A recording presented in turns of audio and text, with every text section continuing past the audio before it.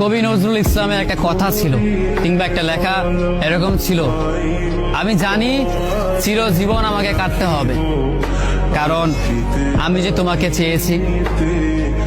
আসলেই আমি যে তাকে চেয়েছি এই জন্য আমাকে সারা জীবন কাটতে হবে, কারণ আমি তাকে কোনোদিন পাবো না, আর পাইনি বলেই আমার কান্না করতে হয়। তাকে আমি প্রচন্ড ভালোবাসি বলেই আমার কান্নাটা আসে। তাকে আমি আমার করে পাইনি বলেই আমার কষ্টটা হয়। কবি নজরুল ইসলামের লেখাটা খুব দারুণ ছিল। আসলেই তাকে পাইনি বলে আমাকে সারা জীবন কান্না করতে হবে। যদি সে আমার এই ভালোবাসাটা বুঝতো, আমার এই অসীম ভালোবাসাটা বুঝে আমাকে একটু বলতো যে আমি অন্যদের মতো কখনোই তোমাকে ছেড়ে যাব না, তাহলে বিশ্বাস করুন পৃথিবীতে হয়তো আমার চাইতে সুখী মানুষ আর কেউ হতে পারতো না। কিন্তু ওই যে আমরা মাঝে মাঝে আমাদের প্রিয় মানুষটাকে হারিয়ে ফেলি, প্রিয় জিনিসটাকে হারিয়ে ফেলি। মাঝে মাঝে দেখা যায় যে এই জিনিসটাকে নিয়ে আমাদের হাজারো স্বপ্ন, হাজারো ভালোবাসা, সেই জিনিসটাই আমাদের হাজারো স্বপ্ন, হাজারো ভালোবাসাটা ভেঙে দেয়। যাকে নিয়ে আপনি সারাটা জীবন সুখে থাকার চিন্তা করেন, সেই মানুষটাই আপনার এই সুখের স্বপ্নটা ভেঙে চুরমার করে দেয়। আমাদের প্রিয় মানুষগুলো বড়ই অদ্ভুত।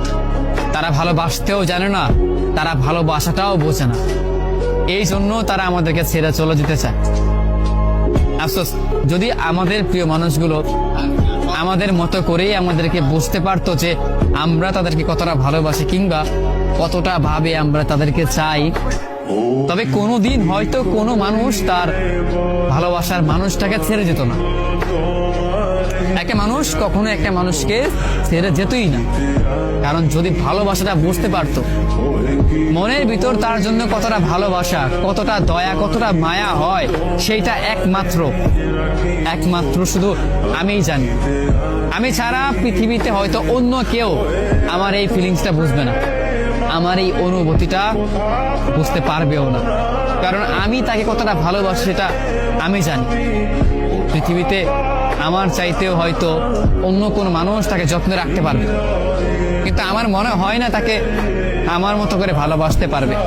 হয়তো আমার তেমন কিছুই নেই, তাকে রাখবার সামর্থ্য হয়তো আমার নেই, তেমন কোনো ভালো সাফল্য হয়তো আমার নেই, কিন্তু তাকে দেবার মতো অফুরন্ত ভালোবাসা আমার আছে, যেটা অন্য জনের মাঝে সে কখনো খুঁজে পাবে না, যেটা শুধু আমি ছাড়া তাকে অন্য কেউ দিতে পারবে না। সেই ভালোবাসাটাই শুধু আমি দিতে পারবো। আমার কাছে